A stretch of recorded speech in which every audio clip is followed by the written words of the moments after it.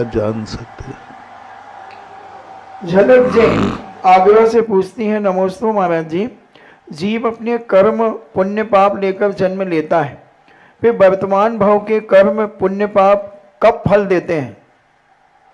Mixing फल चलता रहता है। इस संसार एक व्यापारी के समान होता है। नया माल और पुराना माल दोनों मिलकर के चलते रहते हैं। कुछ पुराने कर्म, कुछ नया कर्म, दोनों कर्म मिलकर के अपना फल देते हैं। संपूर्ण पुराने ही कर्म फल देंगे तो वर्तमान का पुरुषार्थ निरर्थक हो जाएगा।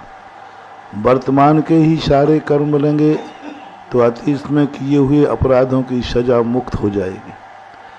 इसलिए अतीत में किया हुआ अपराध और वर्तमान का पुरुषार्थ दोनों मिले हुए ही कर्म उदय में आते हैं। यदि वर्तमान पर कोई पुरुषार्थ काम नहीं करेगा तो अतीत में जो कर्म किए हैं फिर तो हमारा कभी कल्याण हो ही नहीं सकता। हम पर कभी किसी में सफलता प्राप्त कर ही नहीं सकते। तो अतीत का जो कर्म है उनको हम वर्तमान के पुरुषार्थ से टालने का प्रयास कर सकते हैं। नहीं टल सकता है तो उसकी अनुभाग शक्ति कम होगी, फल देने की शक्ति कम होगी। कुछ ना कुछ वर्तमान हाथ में होता है।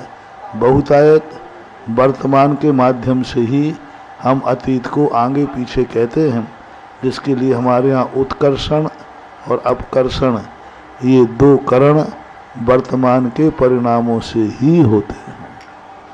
दीक्षा जैन हरि पर्वत आगरा से पूछती हैं, नमोस्तु महाराज जी, आगम के अनुसार बैर दुश्मनी 10 भाव या 16 भाव तक चल सकती है, राग कितने भाव तक चल सकता है?